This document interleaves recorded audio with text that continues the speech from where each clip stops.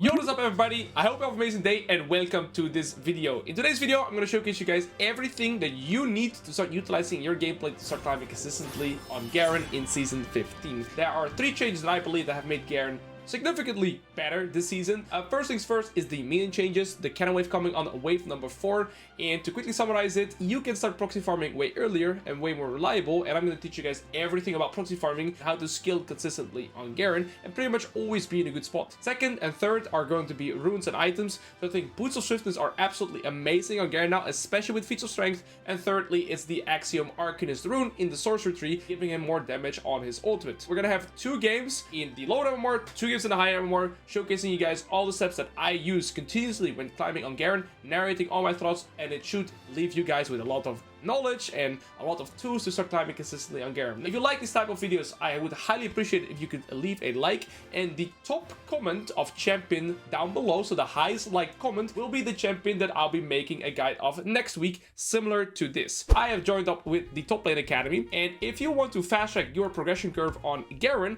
what I would recommend is, for example, we have a Garen guide here, but we also have a lot of coaching VODs where I or other top lane coaches, but mostly me, are coaching Garen players too. So if you filter to Garen, you already see that there's plenty of Garen VODs to instantly start watching, and this counts for a lot of other champions too, and so I wanted to leave that highlight there as well. The link is down below for the Top Lane Academy, and in anything else, I'm gonna go into the rune page next, and after rune page we're gonna head into the game. So let's move into rune page and items quickly, and then let's go. In all these 4 games that you're going to be seeing, I'm playing this rune page. I think it is the most consistent rune page that you can run on Garen right now. So we're gonna go with phase rush, and what's very important to note is that when you hit an enemy champion, you get with 3 separate attacks or abilities, so ignite or strike breaker would count as well. You gain movement speed based on level, and slow resistance, making you very hard to kill. Then we go for the Axiom Arcanist, that basically gives us more damage on our ultimate, celerity for movement speed, and gathering storm for scaling. Second wind for sustain, demolish for third platings, which we're going to be using pretty much every single game, double adaptive, and scaling health. And I play this rune setup with flesh ignite. There's some matchups where you can take conqueror in, there's some matchups where you can take grasp in, and that is going to come down to experience and kind of knowledge in these matchups, but you can never go wrong playing phase rush Garen. Now in terms of build path, I'm pretty much going strike breaker into adapting on the game state. Strike breaker first every single game, and then if I'm playing against a lot of squishy champions that are mainly also range champion, then I'll go a Phantom Dancer second, because I would like the movement speed and the damage. If I'm playing against something that has a lot of tankiness and or a lot of healing, I would go for Mortal Reminder second, so strike breaker into either Phantom Dancer or strike breaker into a Mortal Reminder, and then usually I adapt from there. So I could go to, if I'm ahead of the curve, I'll go for Deadman's Blade or Force of Nature, depending if I need armor or magic resist, or maybe even sometimes Hysterics, and if they have a lot of shielding, I go for Serpent's Fang. And else there's sometimes even games where I go full damage, where I basically need the damage because they're also very strong, so I could go for like Strike Breaker, Mortal Reminder, maybe Phantom Dancer, Infinity Edge, something like that. And so that's pretty much all regarding the setup, and now we're gonna go take a look at 4 amazing games where you should be able to take away everything that you need to start climbing consistently on Garen. So let's get into it. Alrighty guys, so heading into the game here, another squid game, shut the so I'm gonna walk you guys through the draft, everything I'm seeing, and then I'll just play out the game as we usually go. So we're playing Garen here. The setup that I've gone for, and this is the setup that I recommend in general, is going to be the phase rush Axiom. The thing is, this matchup is an objective counter matchup to Garen because it's pretty hard for me to reliably get close onto him. But the thing is, and this is very often what I have as Garen also against counter matchup, is that I'm not looking to progress in lane. I'm looking to get an ultra high farm position because Garen is one of the best proxy farmers in the game. We're also playing against a weak early game jungler in Shyvana, so my goal heading into the laning phase is going to be E-start, and I like E-start a lot more than Q-start on Garen if we're looking for priority, because it's almost impossible to match because you have so much AoE on the wave. So my goal is to always play tempo, and through that get very high CS numbers. So I check the first item, I see that she's playing with a Doran's Ring, and I'm just going to E in the wave, E her a little bit too, and through that get priority. So you see here that Kayle is unable to match my priority in the lane right now, and I'm waiting for the second wave to come. This one right here, that's the one I'll hard push as well, and as early as the third wave I can start proxy farming. Kayle cannot really stop me in the early game. She's also a scaling oriented champion. I get my level up here, so I could have perhaps looked to Q into her, but she backed off. So I'll just Q like this, do a second wave crash before the third wave arrives, and then we can pretty much start proxy farming. And now one thing I'm going to do is first see where the Shyvana is at by warding her golems. It's still there, so there's a chance that Shyvana is going to come topside. And then you want to prioritize these 2 melees, because that is going to guarantee, haha, get you the level 3 right there. And then caster's a little bit annoying position. I should have hit the caster first. Third point in E there, so I can one-shot the casters. But I think it ends up not really making a difference because I kind of need 2 E charges to get rid of most of these minions anyways. So putting a point in W just allows me to sustain some more damage. This is pretty much how you avoid the laning phase in the early game. And if you start doing this reliably, you see here the Shyvana is here. She might look to me after this wave or after her camp rather. So I'm going to pop up a potion and then I'm going to hard push this. And you see here, even though a jungler is passing to top, it's pretty hard for them to try and do anything to me in the early game because of how ridiculously fast I got into this position. And they would lose a lot of time if they were to look for me. So now if Shyvana comes for me, I'm just going to walk around. And the thing is, she's wasting time. And I got my phase rush. Auto E with phase rush. And goodbye. And we can go back here. See, it's extremely annoying for her to play. I got Ignite too. Okay, she had to flash out. Oh, there's not really a two. Yep. See, it's extremely annoying for them to play. They both flashed. And this is exactly how you play. Feats of Strength. We recall on their first base. What would I get with the Viking Gold? Boots of Swiftness. I believe these boots right now are absolutely broken. And everything we've just basically showcased in terms of getting the wave to crash, looking to proxy farm, is ×2 in terms of ease when you have Boots of Swiftness. I'm not necessarily looking to progress on my laning. Again, I'm looking to try and perma proxy. And with these boots, you have 60 base movement speed. So I already have, without my Q, 410. And when you get Feats of Strength paired with these boots, it just feels like unfair almost with how strong you are. And my jungler is going to reset and go to bot side, and same thing is going to be happening for the Shyvana, because remember, both junglers path bot to top this game. Kayle is forced to recall, Bel'Veth should recall too, go to her bot side, and now we can start utilizing our Demolish. The turret kind of has extra defense layer before minute 5, so we'd preferably not use it till then, so I'm waiting till this to hit minute 5, and then we utilize it. So there we go, and now the turret bull drops, and we get the passive with it, and Shyvana's pathing to top, she's 28. Every time we have Demolish, we can look for plates, and other than that, we are expanding our lead through farming, proxy farming. And you see here, okay, she's also gone for Boots of Swiftness, so very smart by her, but ultimately we're scaling on a linear manner. And I think my Bel'Veth should have just set up her recall a little bit earlier. I could move at level 6 to the Shyvana potentially again that has no flush. I really no flush. And let's see. But now my mid laner and jungler are ahead because of the early evade that we did as well, right? Let's say we would have died there. It still would have cost them so much time, so we still would have helped out our team by default there. Potentially could have looked for a Demolish proc there. But it's okay, we can do it on next wave, which is going to be a cannon wave. After taking this cannon wave, if I want to set up my recalls, I'm going to auto QE. Oh, I'm a little bit in third range. That's my bad, so I have to waste my W. Kayle could be looking for me right now, but if she does, she's gonna... The time of her to look for me would be on the cannon wave, because she loses a little bit less, because the turret is gonna focus the cannon minion, but it looks like she's just on the turret. Where is she? There she is. Well, guys, they're gonna do the same thing. We have our Demolish proc, and I'm gonna walk forward here, stand in the range, force her to make a choice, but remember, we have Boots of Swiftness, so it's pretty hard for her to look to kill me. She slows me, I use my Q, auto E, I have my phase rush. I think we're out. Might not be out, actually. Okay. Little greedy piggy I am. The reason she catches me is because she matched the Boots of Swiftness, and she's probably running Celerity too. So she also has very high movement speed. And so it's well done by her. You see here very clearly, she didn't need any extra damage. Just the Boots of Swiftness is enough. And the benefit that you get from proxying and dying is that you lose nothing. I'm not saying it's a good death. It's still a bad mistake here. It was a little too much. A little bit too much of the good side. She did use ult, however, and she doesn't get her reset in yet. Whereas I basically lost 1 melee or 2 melee minions, but I'm back in lane now. So now, goodbye. Well, the reason I kill her here is because of the Axiom Arcanist. You see here how that 48 extra damage made a big difference. That's the reason she died. Now, let's say she didn't die and she'd be 1 HP and recalling. She'd be losing this wave, most of this wave, and I get a plate again. So the thing is, even though I died, you see I never really panicked because I died with the proxy farm. And when you die after proxy farming, you lose bare minimum because there's no wave to lose. You see here, even though I died the whole duration, I just only lost 2 minions. So that is why proxy farming is also so disgusting. And yeah, well, she had to use her ult.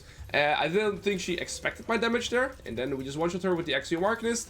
And boom, now we have a third plate. And we're still farming as we go. She has to collect the wave under the turret. It's a cannon wave. So that gives me a free opportunity to look to proxy farm. Now I want to think about the reset that I want. I think I want to phage.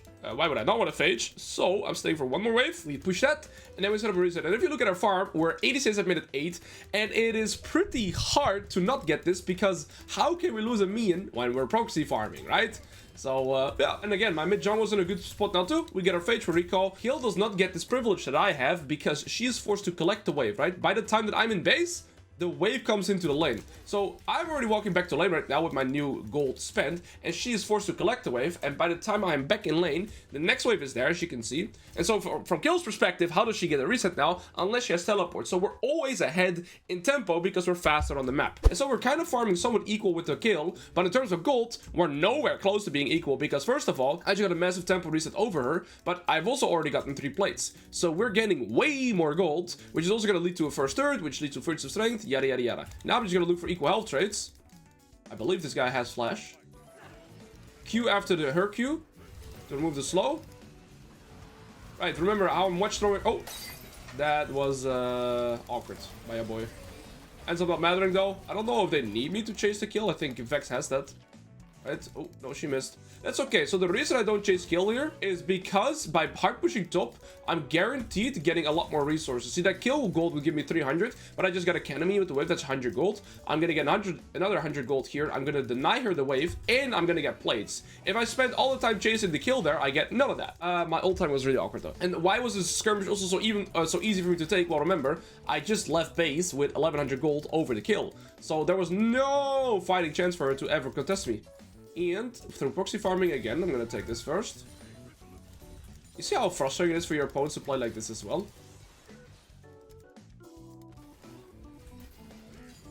Auto Q. Auto phase rush E. And you go back to your turn. I'm gonna have my ignite here. Wow! That combo, did you guys see that? Flash Q ignite. Very importante. I'm not taking the turret yet. Why? Because as long as this turret is here, Kayle is not allowed to reset the wave as easily. Now, taking the turret at minute 10 wouldn't really allow me to stop progressing on the rest of the map as well. So I'd rather have it slowly. Chill. I'll take it next wave. Because if I take it right now, I'm gonna have to start expanding on the map really, really fast, and I don't prefer that yet. Now, since they're full range and kind of squishy, I think Phantom Dance is actually good in this game. Generally speaking, I'm not a big fan of Phantom Dancer when enemy team have either tanks, so they're hard to kill. But here, the extra movement speed and the extra damage, I think, will make a difference because I'm gonna have an easier time sticking to this guy and get close to these guys. And then I want to go for Mortal Reminder for the anti-heal here and healing here. And I think these also have a little bit of healing in their kit. And then probably Deadman's Blade. I don't think we need Serpent's Fang in this game. It's only this guy. And well, now we have a full Stride Breaker. So we can Q. Stride Breaker. Oh, we missed. Now I want to see if I can stop progressing to her full turret, right? And expand and lead through that. We're 10 cents per minute already. And that is just mainly because all we've been doing is proxy farming. You've seen me proxy farm more than I've been in lane, and it all expands from how we play at our early levels too. Because we got in that proxy scenario, we were able to set up a reset, then get it in again, and Q Stride Breaker, Auto E, and get her to half HP.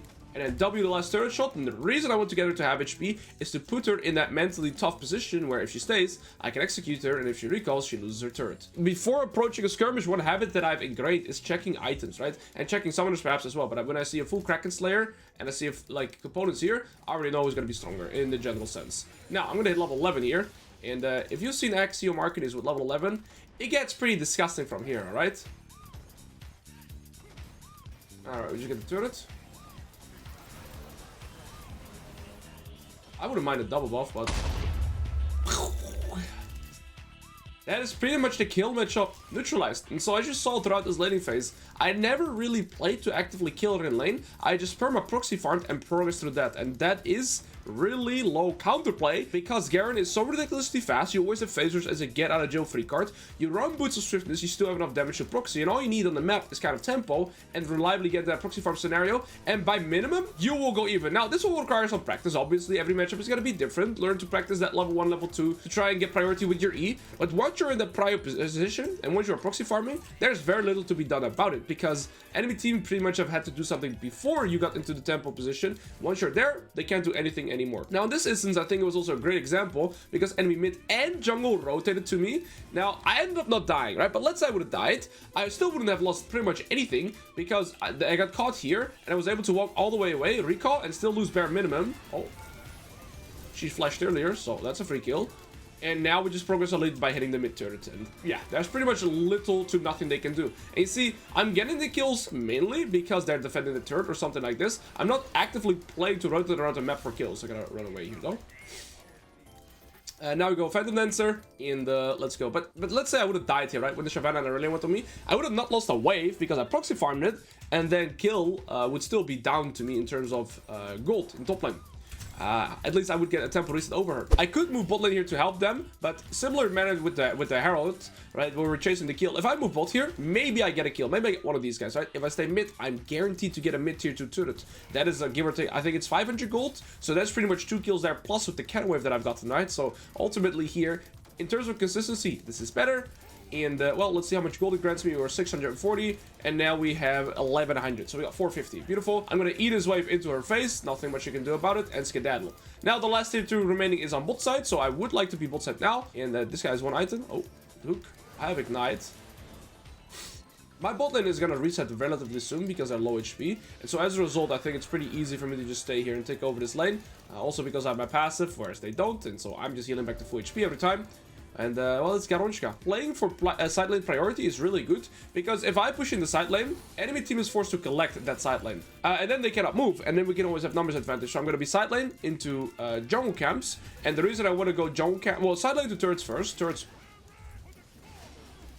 Silence into turrets first, because turrets are the most easy to play for, and they generate a lot of gold, but we already got the most turrets. So then it's going to be silence into jungle camps, preferably enemy jungle camps, because if I take their jungle camps, I make myself stronger, rather, and I make their jungler weaker. And this is what you can do when you have so much priority on the map, right? So once you've got to the tier 2s, you see here I'm pushing out the wave, either go for the next tier 2, or I push out the wave and look to farm, preferably their jungle camp, and if possible, then I'll farm mine, if there's nothing else to do on the map. But again, I don't necessarily play for kills on the map. I'm staying on the map until I have this.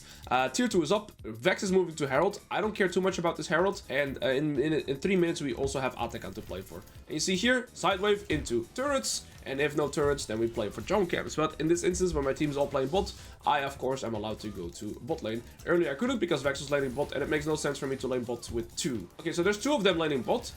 The risk reward here, okay, this guy might ult me. I'm gonna auto Q, E, get my phase rush, try to run away. I have my flash to escape as well, but this is also why Garen is so ridiculously hard to deal with phase rush, and why I'd actually recommend you to take it always, is because you have this get out of free jail card that scales with levels. There my movement speed is way higher than early game, but again, this is because we are already level 14. I'm trying to play for level 16. With level 16, I can pretty much one-shot anybody from 100 to 0, but you see here that the Kayle is kind of already tickling me, right? But how strong I am now in terms of resources. Kill is getting some kills though.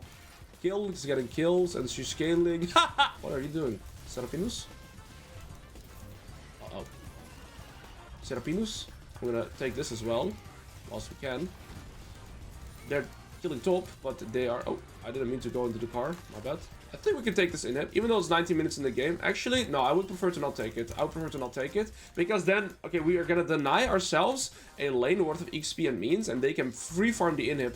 And now with Baron spawning at minute 25, it's pretty hard to close out the game, but it will give us bot lane tempo. If it was the top lane inhib, I'd be way more inclined to take it, because with top lane inhib, they'd have to defend top lane and defend Atakan. But if you take the bot side inhib, that's already at the... Oh wait, Atakan is top side. The inhib was fine. I'm an idiot. One more thing you perhaps may have noticed too, is that I'm not necessarily, again, looking to play for kills, right? I'm letting the kills come through me by playing for the neutral objectives. So whenever they're defending a turret, or whenever we are grouping up for an objective, that's where I'm getting my kills. But I'm not running around the map with the main objective of finding kills. I'm running around the map with sideways into turrets, or jungle camps. And now I will recall, I'm not going to play for this turret, because I want to approach this and defend this. So we're level 16 now, we are ultra spiked, and I'm going to buy Swift March. So now we're super fast, there we go.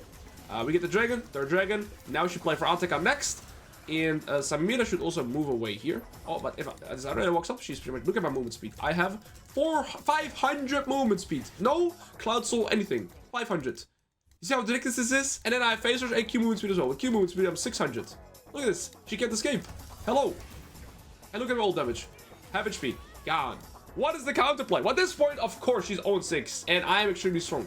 But you see here, this is what you want to try and get towards. The only counterplay that they have is permanently having hearts. You see, like an Alistar or Brown type champions. Yeah, you not being able, you playing a matchup that is so terrible that you can get into the proxy. But as you can see here, if you can get into the proxy farm somewhat reliable, and you work on that, this is how your game states will look like. Okay, kills 2 items, and she's level 14, so I do want to start looking to close out this game relatively fast. Kill is also one of the strongest top laners right now. I'll be definitely trying to update the Unranked to Master on Kill as well, because I didn't know she was that strong, but she is. And even though we were level 16.5, guys, we're full level 17 now, and same mentality here now. We're on Soul Point, Baron is in 3 minutes too.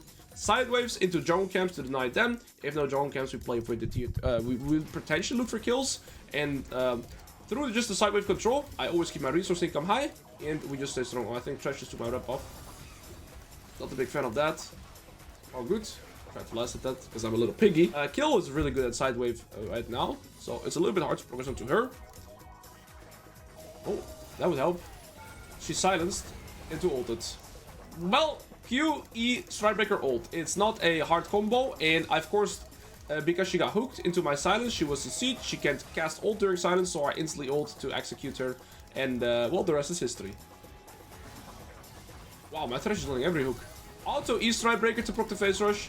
Yeah, you're flashing to Narnia. Get into the Velvet hands. Thresh, you want to hit another one of those? I'm ready. There I had to proc my face rush with Auto E Strikebreaker. So now when you have no Q, right, you can just walk to melee range, Auto E Strikebreaker, get it that way. Let's say you couldn't have Strikebreaker, then you could alternatively even Ignite to proc the third proc for your face rush. We get the side turret now too, or this inhib rather. We get the bot inhib, we have the mid inhib. Now I think we should recall and spend all of our gold that we've gotten, and then we close out the game. I think this is as theoretical of a game as you can get from start to finish. You guys start applying this in your gameplay. Let's move on. Perfect. We are playing here against a very interesting draft, and especially a very hard, tricky top side, because we are playing against a Kled who is playing Conquer, Resolve, Ignite, Exhaust. And so this guy is looking to absolutely destroy me in the laning phase with his extremely aggressive setup. Now, my intention, especially when I'm playing against these powerhouses like this, is to first of all try to see if there's perhaps a weakness to them, and there's one weakness, and that is that Kled level 1 isn't extremely strong because he can have his Q, right? But if I dodge the Q, then he's pretty much another champion, just auto attacks. What I want to do in matches like these is see if I could find a way to not having to play the matchup. Similar idea, if I can get a second wave crash in, even in these matchups that are extremely strong early, I would be very, very happy. Now, I was looking for a ward here, but to be fair, if I face check a Kled here, I'd be pretty scared, so I'm not gonna look for it. I could have alternatively moved around like this. I'm just gonna definitely want to focus on the game. Very important. I want to see if I can contest the level 1. See, it's very scary to contest a Kled with Ignite, Exhaust, Conquer, Resolve, right? See, I'm not looking to kill him, I'm not looking to trade with him, but if I get priority, that is different. Now, let's say if he's standing right here, right, and he's holding me and not allowing me to walk up, then I can't. But if he's giving me the space to do so, which in this instance, I don't feel pressure. Okay, so he's here. I see he has a D-Blade as well. I get the first hit in here. And you see, I've gotten 2 hits in, and he was mainly looking to Q, and now I AoE the wave, like this. When his E is going cooldown, when his Q is on cooldown, and this just this just gives me the opportunity to try and seize priority, even though the champion is extremely scary for me right now. Trade a little bit of HP, because his Q auto isn't as scary as my QE. And so because I got priority, even though I'm a weak early game champion with Phase Rush against Conqueror, and he has Exhaust Ignite, I get tempo, and then I'm going to use my E here, use my HP kind of as a resource. I don't mind if I lose some HP here. He Qs me, he could have auto-attacked me, but what I'm looking to do is crash this wave and get the hell out of this laning phase before he gets level 2, because once he gets level 3, it is pretty much unplayable for me. I'm gonna ward here to see what Warwick is doing. You see how the golem camp is gone, or the camp is gone? That means that Warwick right now is pathing to bot lane. And so I don't really have to worry about the Warwick anymore. And so now I could choose, put 2 points in E or select W. To be fair, it doesn't really matter. I've tested both.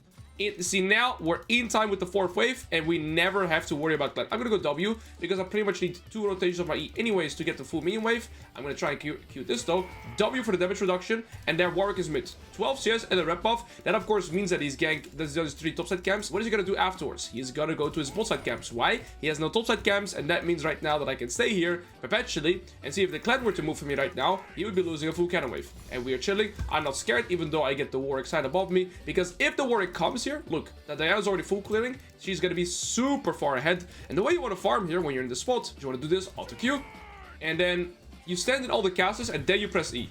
This is it. Interactive gameplay right here. I can kind of decide if I want to stay for one more wave or not. The next wave is not going to be the cannon wave, so you can kind of have the reference point I have in my mind is 30-30 wave. That one is not going to be a cannon wave. It's also the one that's going to get you to level 5. And then I'm thinking of staying till I have 1k. Oh, Kled is not here anymore, so I see that he's missing. Now I see him here. I'm going to try and sidestep his... Ooh, there's a Ziggs too. See, what I can do here is try and die with the wave. Okay, I end up dying. Sure, this sucks. I was explaining a little bit too thoroughly, perhaps. Okay, so I shouldn't have AoE'd the wave. That is my mistake, so I end up losing a little bit of minions here. But what's very crucial is that Kled has not set up his recall now. So he has to reset right now, and so he's lost a full wave previously, and he's losing most of this wave right now as well. The reason I lose the wave here is because I died. I should have AoE'd it. That's my lesson to take away here. But Kled has lost 2 waves for killing me, and Ziggs is stuck in lane now and not able to set up his reset with barrier because he moved all the way to top. So my mid lane is in a good spot now, and yeah, it sucks that this guy has a pickaxe, but I don't feel too far behind yet. And it's pretty rare for mid lane to make that roam, but I was yapping so much, so I wasn't paying too much attention to like the laning phase and stuff. If I would have gotten the wave first, perhaps it would have been better. And here on this bounce, I'm not gonna contest too heavily. He missed Q, so I can walk up for these. I'm not contesting. You see when his sword glows, never walk up against a Kled when his sword is glowing, because Kled cannot actually, you see how I get level 5 faster? Kled cannot actually control his W. It's like an automatic cooldown, and will go off cooldown on the first attack he hits. So now I'm waiting for his sword to glow up again, and then I know he has it. So you see his sword glows, that means he has the W. So now first hit, you see it will go. There you go. So keep attention to Kled whenever he has his glowing sword. He is gonna do that fast auto attack spinning thing. That might. Well, spinning thing, I'm the spinner guy. But the benefit that we have is we're slightly behind in gold here in terms of this, but we have the XP lead, which is very nice. Now what I'm trying to do is avoid the trade here whilst always pushing towards me, so that I stay healthy and I can play out the bounce. And now I want to see if I can set up a tempo opportunity for myself to see if I can get into a proxy position yet again. See, proxying is always going to be my goal. Now, when I don't see Kled here, I'm going to ping missing. He's not contesting me on this wave, and the second I get the chance to do so, I'm going to be hard pushing this wave right here, because it's also in the middle of the lane. And now I'm going to circle around and instantly try and run to the proxy. I sidestep this, and he has to go for the wave. And whilst he's collecting the wave, yeah boy, can proxy farm. I just got level 6. I believe this guy is not going to hit level 6. If he moves on to me here though, perhaps with a Warwick as well, I do have my phase rush to try and see if I can escape. But again, I won't lose that much because pretty much the entire wave is already gone. See, looks like Kled is going to chase me. And Warwick is coming too. Let's see if we can escape. W here for the, and on ignite alt to E, and I get my phase rush, and I should be out. And the exhaust doesn't slow me here because I had phase rush, and now I Q, and I'm out. I might even get the plate gold. Okay, doesn't look like it, but you see here, Garen with phase rush, especially with boots of swiftness, ends up being so fast. I'm gonna ping for my jungler here because they're gonna keep chasing me. I might have to flash the Q here from the flash. Okay, and now I think we just focus on Warwick because he has no E. I ulted the Kled. It's point click Alois. There was no excuse. I have to run. And now we die. Tragic. I have to dodge this, else I'm dead.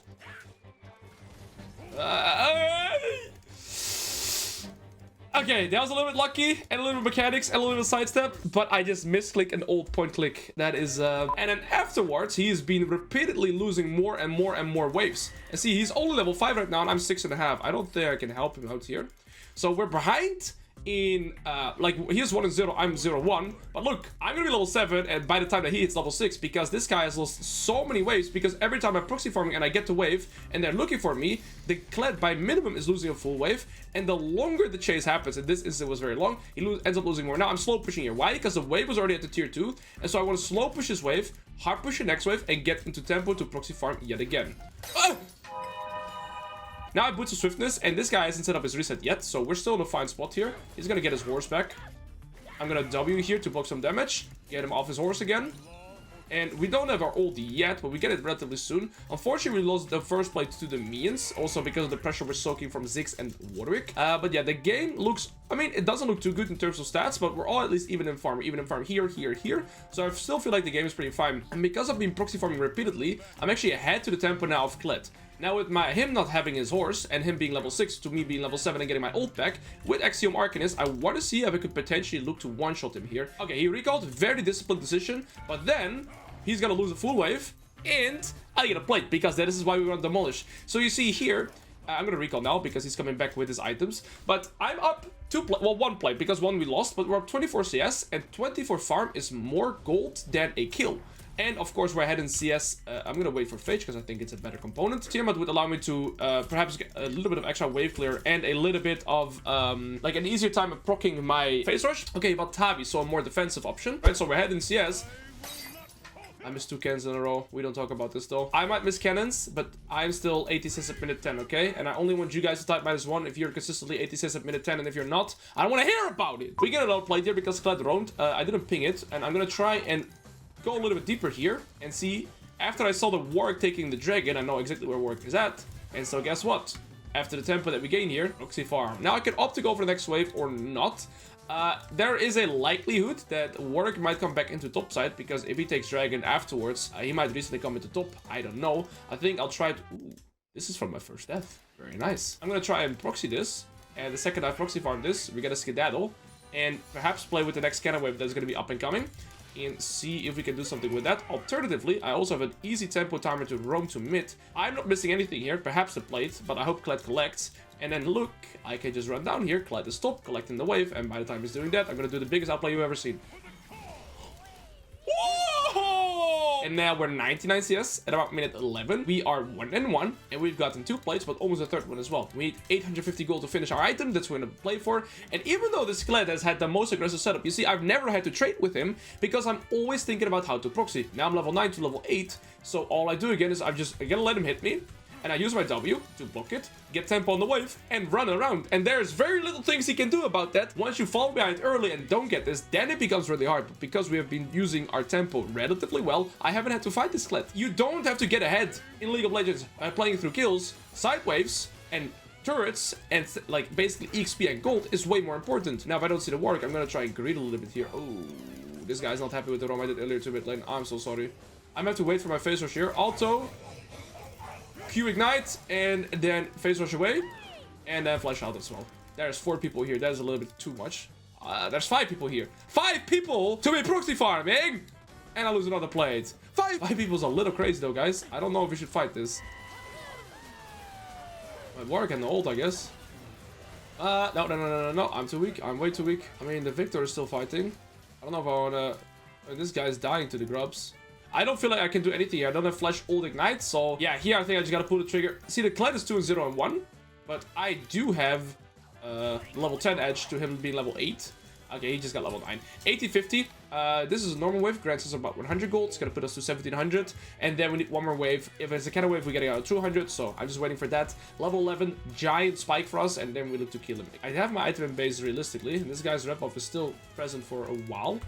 So I'm going to try and hard push this wave now. Again, with the mentality that the faster I hard push this, the faster I can reset, the less resources I will be losing. And now when we recall, we're about 10 cents per minute. All I've been playing for are those resources. Now we're level 11 and we get our first item. Kled is making a player that might give him something, but I don't like the risk to reward here in the regards that I'm guaranteed getting a turret. And so he got 1 kill here and he died, but he's losing 2 waves. I'm getting 1 food turret and I'm perhaps getting more. He's lucky I don't have grubs. I mean, they do end up killing kind of my bots. I'm doing it for fun, by the way. I'm betting you guys to like interact, leave comments below, and like how many cans I missed, and like we all laugh together. Haha, streamer missed another can. Well, the thing is, again, as I was narrating, before I missed my cannon, Kled roam bot, and he got 1 kill and an assist, but he lost his shutdown. I got top tier 1, top tier 2, and see, the risk to reward there for Kled wasn't that good, because I'm guaranteed to get so many resources there when he invests such a big tempo timer there. See, the thing is, what Kled had to do instead was try to see if he could push out top lane first before making that roam, but instantly moving bot, of course, is going to completely expose his top side. So now, even though I'm 1 kill and he's 2 kills and 3 assists, I'm way further ahead in the game here. Nice Strikebreaker, bro. You're not stat checking me on that one. Okay, Lux is already dead. Kled is going in 1v4. Oh, Warwick is there. I'm gonna move 2. Kayle is there too. I think that's the one I'll be targeting. Look at my damage. Okay, see what enemy team did there. I did lose a turret gold here. What enemy did there is what I refer to as a salvaging play. Lux was already dead before the fight had begun, and so enemy team at best there is playing a 4v5 scenario if everybody joins. And that's what I mean with the salvaging play. They're trying to salvage a play that has already gone wrong. And the risk to reward there for enemy team is pretty low. I ended up moving this time around. I did lose the bot tier 1 turret, but we got the double buff, so in that regard, I'm happy. And of course, with them being dead now, I can get at least half this bot tier 2. And you see, I'm not moving around the map playing for kills. I'm playing around the map where I can get maximum gold value, and then kills is kind of a byproduct of that. So I'm moving bot to play for bot tier 1, but the skirmish was happening next to me. But I also might be able to push for this tier 2 turret here. Beautiful. And now I auto Strikebreaker, proc phase rush, and they skedaddle away. Q as well. And now I have my second item before anybody else has their second item, even though I only got 2 kills. Again, I am playing the map for natural resources, not for kills. 2 roses for your nan and your sis. I am way stronger than him though, because I'm level 13, right? EXP is one of the most important stats. Get the cannon, as I do. I never miss cannon minions. Because I'm ahead in the gold and EXP curve, I want to start building defensive as offensive. So I want to start going for this item. Keep pressing tab to see the items. This guy's 2 items now. This guy's almost 2 items. So we're not super far ahead in terms of gold, but in EXP we're still super far ahead. I have no stride breaker, so I can't get close. But again, sideway first. And now we should do Atacam. The Wark is dead. No Veigar. My team can do this without me. I'm gonna defend mid lane here. I'm going to ping them to do the hard work. Oh, Ziggs. Easy win. Trust us. I'm fine. He was 6 grubs. Ziggs is a little bit fast pushing turrets though. I'm gonna keep up my Q here.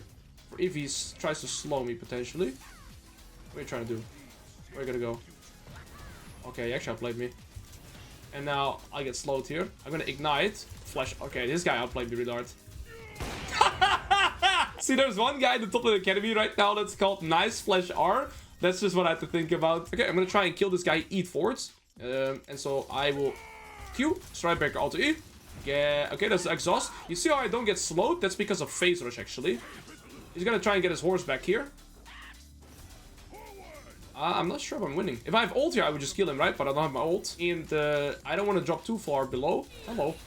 I want to focus the Lux and the Caitlyn. W here with the phase rush. Goodbye. Game is over. I could move right now, but I don't think I should yet. I want to push in this next one as well. I could decide to play for the tier 3. If not, then I move to mid. And see, the benefit that I get by pushing out the sideway first is that Kled is forced to receive these waves now, and potentially the next one too. And oh, I'm gonna W here for the CC. Auto Q. I'm level 16, bro. You're not doing all that against me. I'm level 16. You can't do all that against me, bro. Ignite 2. Wait, he might get his horse back. Oh! The ignite. I mean, this guy doesn't have too much HP. First of all, I could have always ran away if I wanted to, but I was like, wait a second, I'm level 16. You are just one shot. And, well, that's the thing. When you are high in gold and XP, that is the position you'll find yourself in. Auto QE, phase rush procced, and stuck in the turret. And... no, wait. Okay, I got auto-attacked. We sell this, we go for this. You see, I just died to magic resist stuff. I'm an idiot. I tried to auto-QE to proc phase rush and skedaddle out, but that's when Lux landed Q, so it died. I do have flash coming up here, and they don't have vision. So I might be able to catch a little piggy here. Ziggs, walk into me. You know you want to. That's not the person I was looking for. I gotta run. I am dead. This is me putting it down. Okay, Diana's going for the dragon. Diana's doing the dragon, so at least they won't get soul. But this is absolutely my fault. The bush wasn't warded earlier. I end up getting caught like a pig. I should have flashed out faster. I gave them the Baron. At least Diana's taking this, and this is absolutely on me. Also, sorry, team. Won't happen again. I'm gonna keep pushing here, because even if I were to move right now, I'd be too late already. Yeah, Mia said, okay, they trade 2 for 2, which is honestly, given the circumstances, pretty damn well played by my team, because they lose 2 Barons and they can't progress much, and they're all still 3 here, plus 2 of their tanky members are dead, so we can punish this now, but ultimately, it's still not good, right? It's still not good for us. Okay, they're out, so they're gonna come to us. I need to one-shot the Ziggs, because that guy's 3 items. Ziggs is my most important target to focus. That's what I want to talk about too, right? Like, keep pressing tab so you see who's strong on enemy team, so you also know who to prioritize. And I know right now that if I can flash onto one target and assassinate them, it has to be the Ziggs. Is there a ward here? There is not. I might be able to circle around onto him. So, Q, ignite, stride breaker, auto E. He's got a barrier? Nope, he got outplayed. Their Baron is pretty much useless now, and it also disappears in 40 seconds. That's also a thing that I always keep in mind. When this timer goes to 3 minutes, that's when all their Baron buffs that would realistically still be up would be gone. Could be a Sterax, could be something like it. I think Sterax is good though, because it will make me a little bit more tankier. I already have a lot of resistances, so that's really good. But you see here, my damage is kind of lacking now, right? Okay. Alright, I might be hinting. I need to Q his speed. And I need to not auto-attack and just keep running away. I do have my stride... okay. So, you see here that my damage is definitely falling off as well. That's because I've only have 2 damage items and the rest have gone for... we're gone kind of tanky. Let's group up.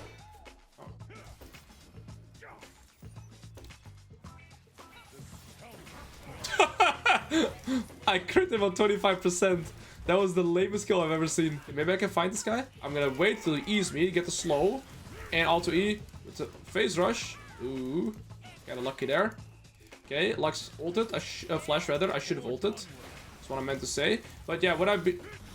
Kayle flash and Lux flash. If you don't end the game relatively soon, because I've gone for 2 tank items, and so that's why I'm considering perhaps building an 80 item now, so I have a little bit more oomph, you know, like a little bit more damage. So I think Starix is good also for some of their CC that they have. So I'll sell this temporarily. It sucks to spike harder on this item on this next fight. Basically, at this point, it's anybody's game. I think it's better to group up instead of split pushing though, because Ziggs can just press E and the wave is gone. But when once we have Baron main, it's gonna be hard for them to do that. My job is to try and zone the Warwick. Goodbye, Warwick. I have true damage. That's my job. Of course, I see the thing is here, I know this also from experience that my job here as a top laner is to zone their Warwick, right? And so in terms of execution, it's way easier to do because I was preparing the fight every time. I'm checking items, I'm seeing the summoners of my teammates, and I know my priority target. So here, of course, when their jungler can potentially steal Baron and nobody else, I have to prioritize their jungler. Now I have some more damage too because I bought Starox. Get away from me, little piggy. Now they're all gonna come to me, which is gonna make my team be allowed to push out mid. And then we should hopefully get the mid in him. Diana's flash. Diana's flash here. Kayle had no flash. And that should finally be the game. Took a little bit longer. Also because of the mistake I made at the first Baron, which kind of delayed the game with 5 minutes, right? That was a massive blunder. See, this game is way easier to play when we do have the Baron buff. Because ultimately, Ziggs can't clear the minions as fast. He can't be the jailer champion he wants to be. That guy just got headshot. And Ziggy boy, get over here, you little piggy. Get over here, you little piggy, I said. Get over here, you little piggy! You're joking.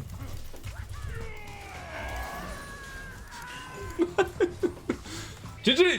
So much to learn from this game. Let's move on. The reason I don't like Urgot that much into their draft is because Zillion, that's a red flag. Ezreal, hard to catch. Shaco, Perma Invis. Fizz hard to catch too. Jayce, very annoying matchup in terms of isolated 1v1, especially if he goes food tank. Why Ignite over TP if you have no Nimbus? Because it still gives you a lot more kill pressure with ult Ignite. It's like whenever they're below half, like close to half HP, you have one-shot range with true damage and ult and true damage Ignite. I want to perma proxy, get tempo through that, and when I'm perma farming here or here, I will always get faster recalls and I'll always be fine. Now, how do we get in the proxy position? By getting priority early game. Playing against a Shaco. He's playing with Comet. Can I play top? Yeah, but I perma proxy, so prop not worth. Yeah, we don't play lane, exactly. I'm gonna be perma proxying, and I want to see where the Shaco is gonna be starting. So what I'm gonna do, I have to press Q here, and my whole plan is ruined. And UFF. Yeah, it really sucks that I panicked selected Q because I needed E. And the reason you need E in this matchup, guys, so that you can start proxy farming. Because when you have E, I can AoE the wave and hit him, which is something you cannot contest in his 9-second cooldown. With Q start, I'm basically going to be forced to concede priority here and let myself get pushed in. But it's fine. I'll educate from this perspective. It's going to be harder, though, because now I can never get tempo. And it's going to cost me a lot more time to try and get to the proxy position. I'll ward this bush so he can't, draw aggro out. You gotta use your HP kind of as a resource here too. So I can do an equal health rate here. I'm fine with that.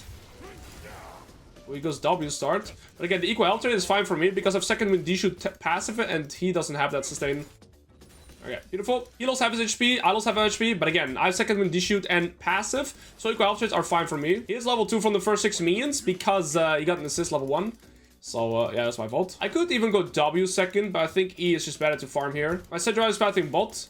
So it's harder to try and proxy farm here. Again, equal health rate is kind of okay, but he's level 3 here, so... Yeah, I had to walk out faster. It's okay, we pulled up here as well. Perhaps W was better. Again, though, as long as we don't die here, it's gonna be somewhat alright because of our sustain that we have.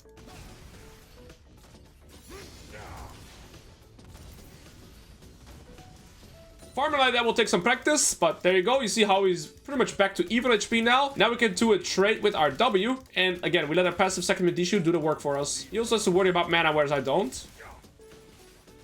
He has bone plating again, though. Okay, I should stop giving him free grasp. Okay, Shaco's bot side. My young is bot side. If he QEs me with W. Okay. And we just focus the fire even. Like, we should aim to use our W whenever we can, right? We shouldn't have it on cooldown the entire laning phase. So now we just go for last hit. No. Fixed it. We're gonna have to sacrifice that one though.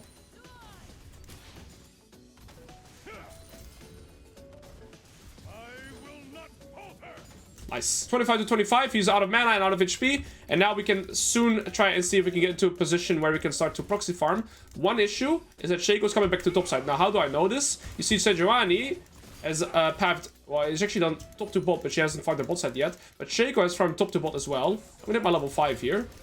Again, equal health rates benefit me because I don't have mana issues the way he does. There we go. Now we're finally in a good spot. The faster we push this wave, the faster I can set up either my reset or look to proxy farm. He has 2 biscuits, but he has no mana sustain through that. So, he eat a mean.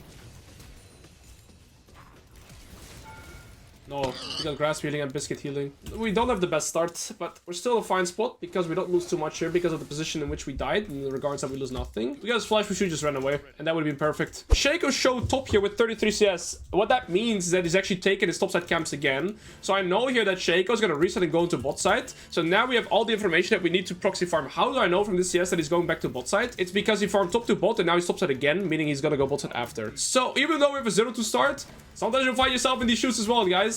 Judge all you want, but I'm sure you piggies will find yourselves here reliably too. But now we see his bot side again, and now we can start proxy farming. We've had a very rough early game start, yeah. I mean, nothing to say about that. Now time to start getting into the theory though. We got our boots of swiftness, and we can finally get tempo for a proxy farm position. Looks like he's coming for me. So what you do in these scenarios is you drag the minions for long enough, so that it starts pushing into you. There we go. Oh. I got Alto E with face rush. I might still be dead though.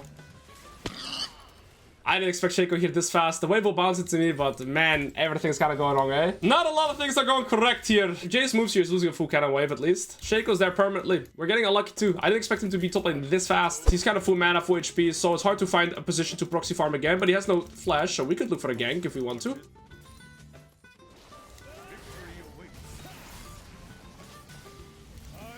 There we go. Justice, bitch! Thank you, Sejuani. Beautiful. Now we're back in theory. Now we can use our demolish too. Please, please, please. Nice. Make sure we use our E for this. Stand in the middle, then E. Very importante too. Fuck that melee. Get the cannon. Get this melee. Get a plate. Proxy next wave. Reset. Beautiful. We're back in business, baby. There we go. Auto, auto, auto E. Wow! Sehr schön! Suck it, bitch.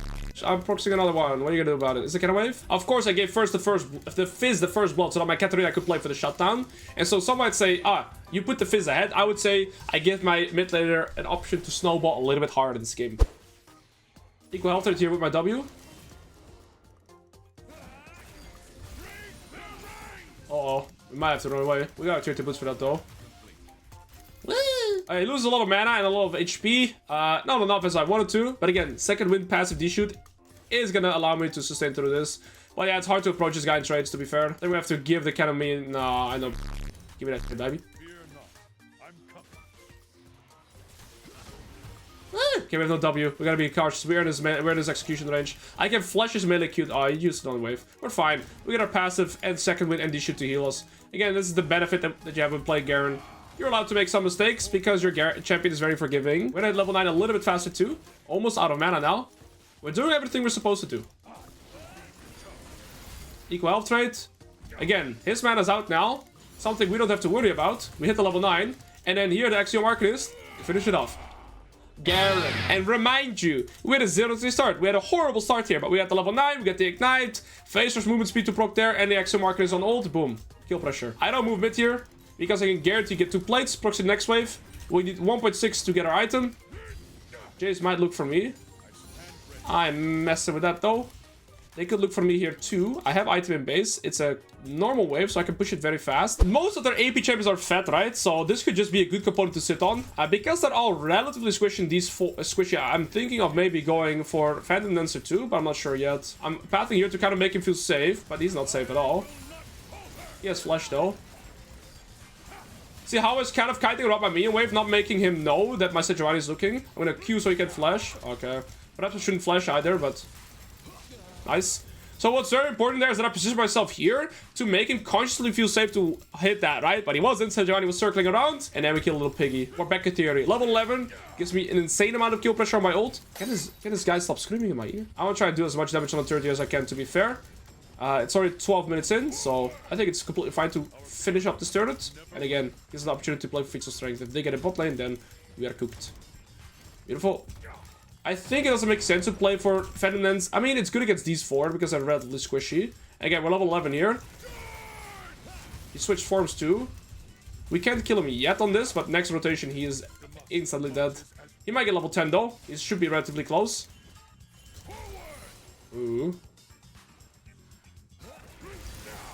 That's fine. Again, we have our permanent sustain.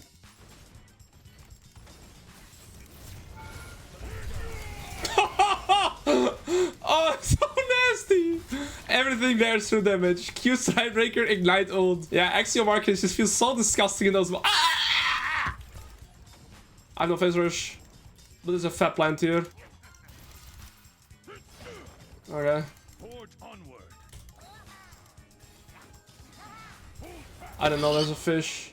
Das ist nicht gut. I gave him a shutdown, he's already very strong. Okay, their double AP is very strong, the rest of the team is really weak. I think I'll just sit on this. I could go for this, but depends if this guy's gonna go armor or AD. I think he's gonna stick with AD. So for that, I think I'll go this. Phantom Dancer, Deadman's, or maybe Mortal Reminder. Let's see. I guys to go. There is a Zillion though.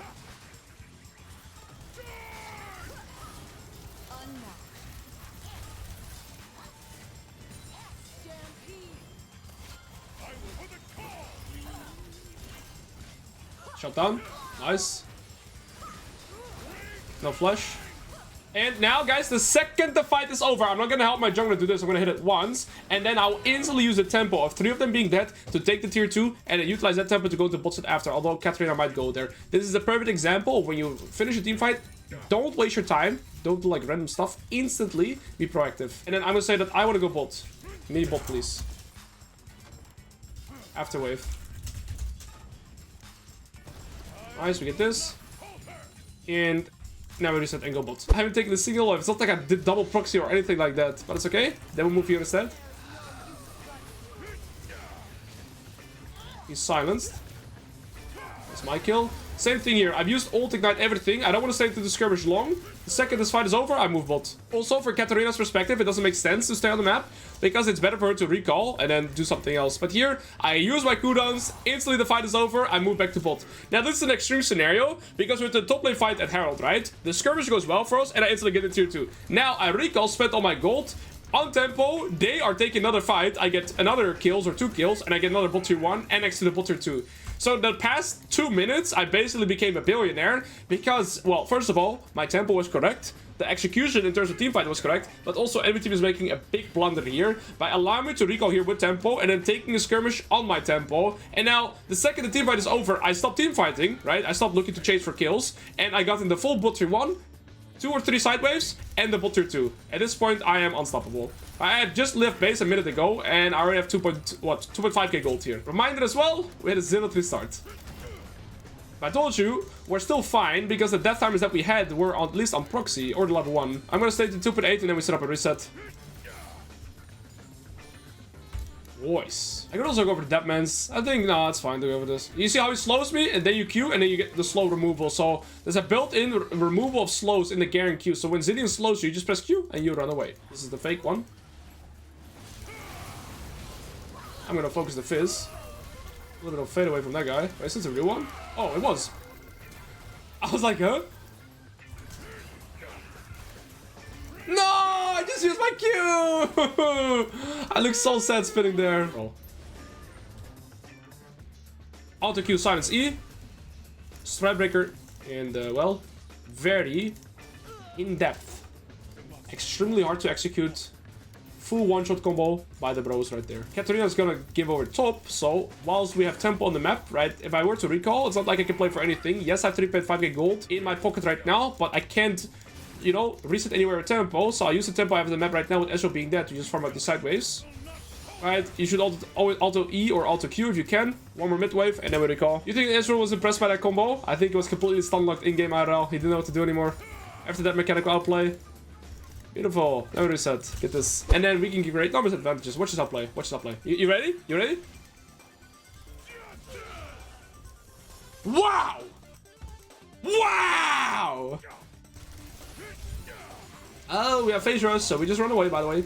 They can't slow me. You see, I was slow, but I had phase rush active. And so slow, phase rush also gives you slow resistance.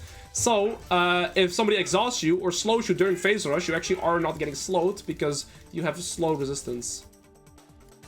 I have phase rush again, so look, they can look to fight me, but I can just do stride breaker, auto, QE, get phase rush, and look at this. I have 650 movement speed because I also have tier 3 boots, and I mean, out of combat, look at this. I have 460 movement speed. That's completely unbalanced, in my humble opinion. I don't even have my Deadman's Plate yet. We can get Deadman's Plate too. Watch this outplay. Wow! I pressed buttons and 2 people evaporated. GG. I didn't even time it well. Piggy, if you stay, we can end. I'm not talking about myself, I'm talking about the Sejuani, okay? GG. That's a good Garen game. That's a very good educational Garen game. We're playing against the Yone, which, if you've played Garen into Yone before, this matchup is pretty rough to play. And the reason I kind of dislike this matchup is for multiple reasons. Short trading into Yone is hard because of his W shield, and extended fights is hard because of his lethal tempo. And so I'm gonna go with the good old setup with Phase Rush and Demolish. And what I want to try and do is look to skill check for priority. It's not guaranteed that I can get priority, guaranteed. It's going to be important to try and seize priority by going E-start, and I have to dodge maybe some of his Qs, because the thing is, Yone has AoE, I have AoE, but I could AoE all 6 minions at once, whereas it's hard for him to try and replicate that, right? And I can use my HP kind of as a resource to try and secure priority.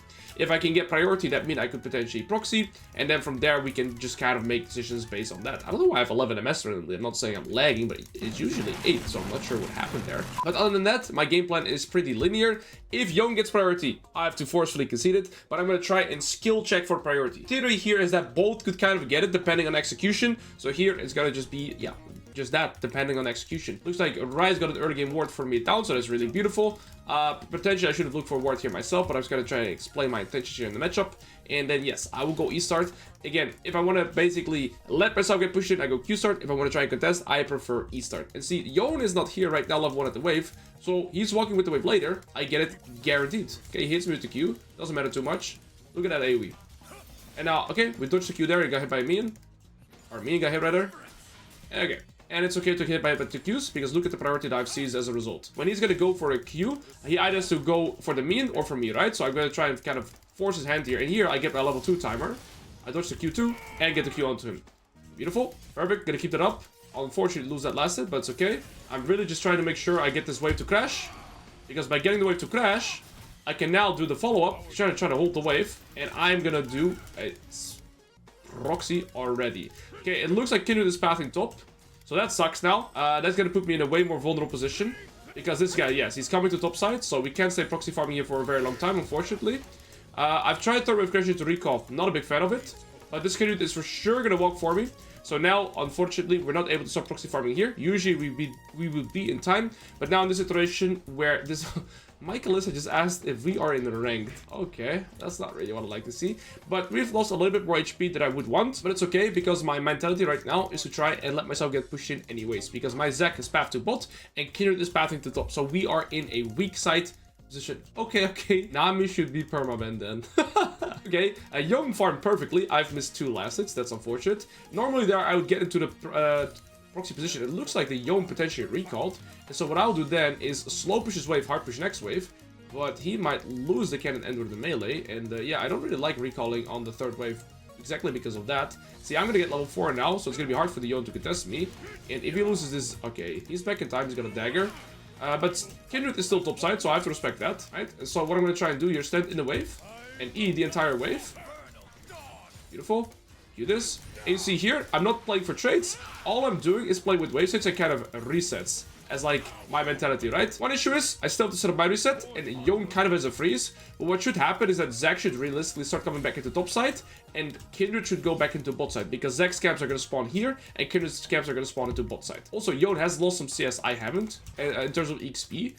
He's actually farming better than me. But I get level 5 exactly in this wave. So what I could do is kind of just stand in the wave, E it, knowing that Kindred is not here anymore, W, get my level 5, and perfectly get the crash in like this. Now, I know that Kindred is never staying topside anymore because his bot side camps are spawning, and that allows me to look for the proxy again by utilizing kind of my level 5 as a bridge. If Kindred ganks me here, my job is to try to stay alive as long as I can, because you see my Zac is already recalled, and farming topside again.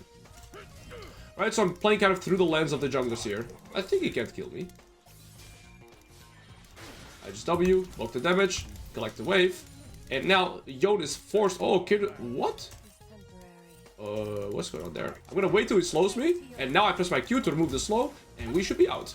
Now, Kindred has wasted so much time here. If I end up dying, it doesn't even matter that much. But see, Kindred is now down 2 camps, and my jungler's already recalled and farmed these 2 camps.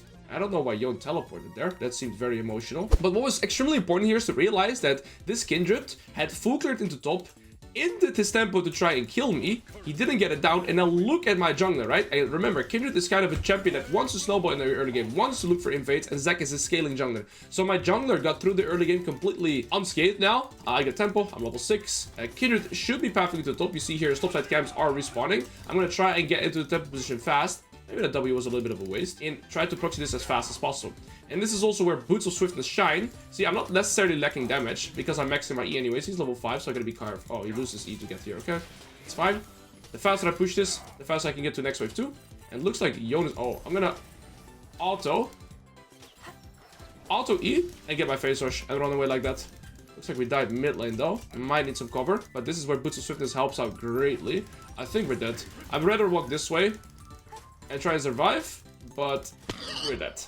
Okay, there's a Poppy and the Kindred again. So, I mean, this time I would say unfortunate. I didn't know Kindred was coming topside, but we'd survive against just the Kindred. We'd be fine and lose nothing. But there was also another Piggy, and we died mid lane, and there was sadly nothing to try and help and retaliate for me.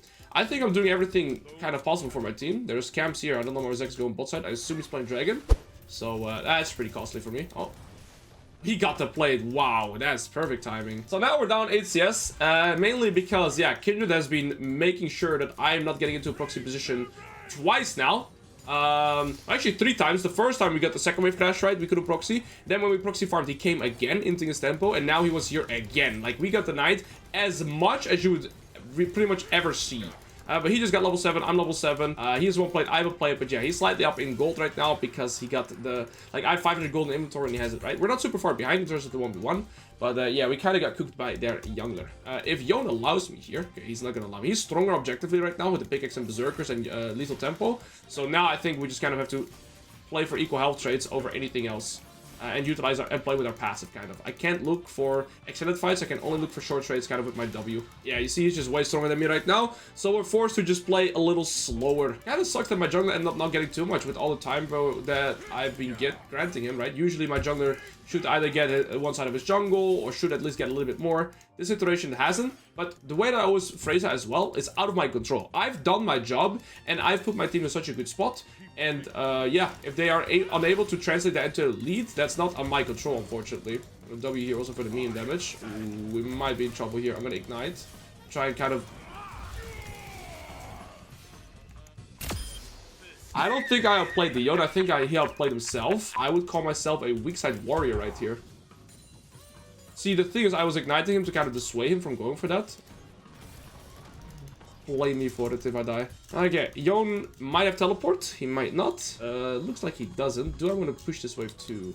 It would increase my recall, and I wouldn't lose anything. Yes, I think I should. He's coming back fast, though, with tier 2 boots, but I think if I just push this, it's alright. It's not like I'm gonna try and contest him on the bounce anyways, because I have no ult and ignite.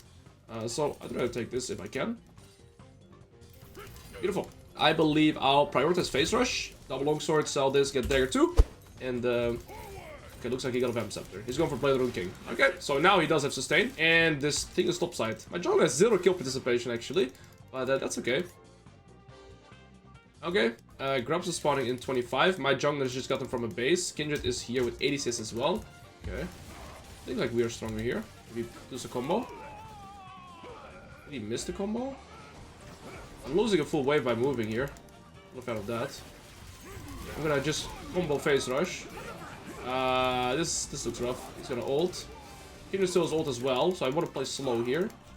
Silence ult though. Flash Q's ult, then he can't of course silence. I did lose a full cannon wave. for that. So that sucks. I just lost a full wave doing that, but we get 2 kills, and that should translate into the grubs. And I can get a plate here. Please don't be dead, guys. We should be getting the grubs. Chasing kills here makes no sense. We already got 2 kills. Okay. Yone flash ult. That sucks. Yone is losing a full wave though, and I got a plate, but he gets a double kill because my team chased. Yeah, and now they're gonna get 6 grubs too, which is really tragic. We shouldn't give it. He has ult, has R. Silenced, so he can't do anything. He's got an ulti for sure. Flash ult. I think I'll ignite him to also deny his healing. Nice. If we get CC, okay, no, let's just get the grubs, right? Let's just get the grubs. I'm losing wave in top lane again though. Okay, I don't want to lose another full cannon wave. How can this guy say that Kindred is boosted when he's literally been getting like full babysit treatment by this Kindred the whole game? Okay, we denied 1 grub, that's it, I guess. Like, he's been getting so many ganks. He's got like 5 ganks already. So much tempo from his Kindred. Like, we've had a very hard laning phase because we've basically been weak-sided the whole game. And this guy's complaining. Some people are just ungrateful. I'm thinking that I want to go for this item so that I can actually still kill him. If I go Phantom Dancer, I mean, it's okay Phantom Dancer this game. The reason I like Phantom Dancer is because they're all squishy. But yeah, I mean, as a result of all this, the Echo's 3-0 and their Yone is 2-1. And I can skill linear with them, but it's not going to be easy to beat them inside, man. Look for the level 11. He wins in extended fights because of Blade King and Lethal Tempo. Like, that is disgusting. But I have the... Well, actually, he has the same as well. Yeah, if we do it equal health, let's say we're both 60% HP, I'll win in the next skirmish, but any extended fight, he would always win. I'm just gonna try and take this because my Zac is bot side anyways. Can we not play for this? Okay, we might have to defend here. But to be fair, I can also play for the first turret here myself with Demolish. I'd rather do that. Did we get a kill though? Nope, looks like we did.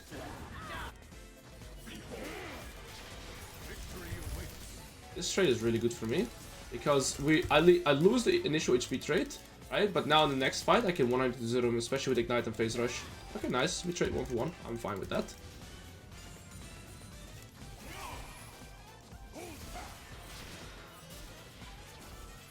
Ooh, I was looking to ult Ignite him there. I think it almost one-shots.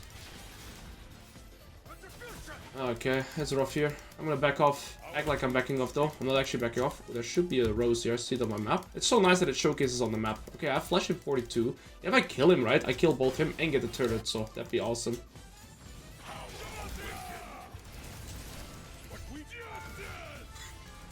No! Yes! Dude, Axiom Arcanist actually grants me the kill. It's such a... Like, he was, what, 70%? And the bone plating and his W shoot, and he still died. Man, my champ finish is so disgusting, eh? Love it. This game has been one of the hardest games to play. Basically, everything that could go wrong is going wrong. Like, I've gotten weak-sided, I've gotten counter-picked, we've had to support roam up top, we've had the Echo roam up top, and every time when I did not want to fight, like when they had tempo, a skirmish erupted, right? So, this game has just been, like, in every shape and form, been one of the most annoying games to play, and I feel like we still are in a completely fine spot here, and so if we keep that up, we might be able to carry this, but my bot lane is losing, my mid lane is losing, my jungle is not really winning, so, you know, the entire map is kind of burning.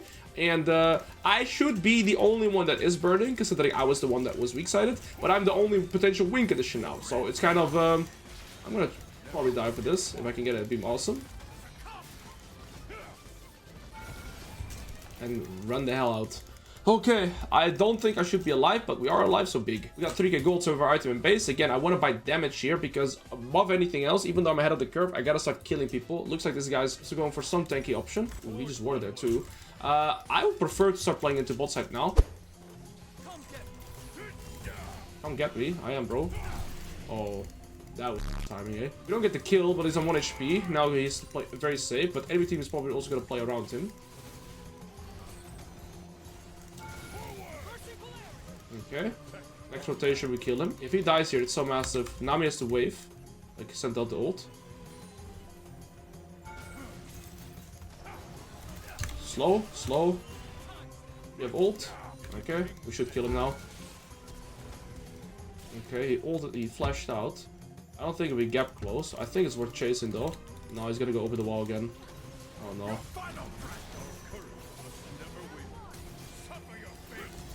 Okay, I don't think he kills. He does kill. Oh my days. That champion, eh? Oh, I can't complain, I'm Garen. What a disgusting game to play. I also think my Nami is severely misplayed there, by the way. All she had to do was kind of ult the Echo on the turret, but I had to forcefully tank because she didn't. This guy flash ulted. But yeah, my Nami is playing very suboptimal for sure. Oh, there's a Kindred, so I gotta run. I have no phase rush, so I have to use my my Q when he slows me. I'm waiting to get slowed pretty much. Oh, what a rough game! Oh, it's so unfair, this game. I've done everything a team would be required. Like, I've done everything that would be required of me, right? I kind of went ahead on weak side. That alone is crazy. But then paired with all the other aspects, like the amount of lead that I gave my jungler, the amount of pressure that I soaked, I should be in a winning position. And sometimes, the truth is, you're just not going to be. So take it from me. I have games like this, you're gonna have games like this. But if you keep this consistency up, you're gonna get rewarded. Oh. It's just like a movie almost. I have too much movement speed for them to try and kite me. Zac has to go in. Go on the Misfortune, not the Poppy. Why would you go on the Poppy, not the Misfortune, bro? It's too hard. I have to kind of be everywhere. Echo's no flash, but he has 200 CS. The Yone is 200 CS. And the Misfortune is 7 and 2, right? It's like, I can't be anywhere. And past all that, I was the one that was getting shut down the most this game. So if I'm shut down the most, it's hard to also become a win condition. If my jungle was playing around me, it'd be much easier, right? But everybody's losing, even with all the pressure that I saw. I don't want to be negative Nancy. I just want to paint a realistic picture that, you know, sometimes the game is just going to be like that. And yeah, it's really hard to 1v9 against it like that. He's doing Dragon by himself. No, they're gonna try and contest this for sure. I'm gonna try and do a short trade, but he wins the extended fight because of Red Buff and Lethal Temple, Blade of the King. Well, to be fair, I'm doing a lot of damage still. He could ult me, right, and one-shot me. So can I. If I kill him, I also get the mid-tier 1 here, so that'd be massive. One more that I want to do here is Flash Q, Alt Strikebreaker, ult. Very simple, but again, this kill is massive because it's also gonna guarantee the mid-tier 1. I'm not gonna move here. That is because I don't have flash or ult. So even if I move here, the risk to reward of me gaining anything is extremely low. If Ryze one-shots this and steals this, he's the GOAT. But it's not up to me here. I can guarantee get a tier 2 turret. If I move there, maybe I get something, maybe I don't. Here, I'm guaranteed to get resources. Okay, sucks, we didn't get it. Ultimately, potentially we would have there. I get the mid-tier 1, I get a mid-tier 2, and I get a solo kill on Yone. And so even though I just left base, I think I had 600, now I'm at 2.4. My team is losing, and there's not much I can do about it there. But at least I trade 1 kill and 2 turrets for the Atacon, and so I'm already relatively happy. And the thing is, it's not like they can force too much in the 2.5 minutes that they have the Atacon here. Or it's 2 minutes, I believe. Because they can play for the Dragon. I don't think we can test this anyways. And they can't play for any tier 2s. But look at my team. Holy moly. Okay, we get this, and I'm thinking... I could go for like a little bit tanky like this, but I don't think tankiness makes too much sense. I think I want to go full damage. And the reason I want to go full damage is that if I get the odds or the chance to fight somebody, I'd rather be... Okay, that guy is really bad at the game. I'd rather be able to kill people instead of, yeah, looking to try to trade, you know? Well, scratch what I said earlier. I think they're gonna use this Atacon to end the game. I will say that I understand why Kalista is pretty upset with this Nami, because from what I've seen from her gameplay so far, I've been impressed, but not in a good way. This guy just wanted to give me 100 gold. I appreciate it. I propped my phase rush though. Give another 100 gold, I guess. I'm gonna ignite. W. Oh no. This guy barrier, this guy flashed. Okay, that's not worth it. I felt a little too powerful. Oh no, it's hard to watch my team play. Unless they don't want to. But we have no engage now. Maybe Nami ult.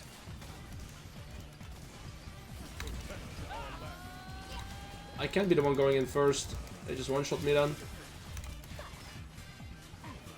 Yeah, Poppy's just standing on Misfortune. And then they have Kindred ult as well, as like a last case. It's rough. Kindred is such a good counter to Garen as well. Unless I can silence him, right? Oh, wait, she had ult again? I guess if she doesn't release it...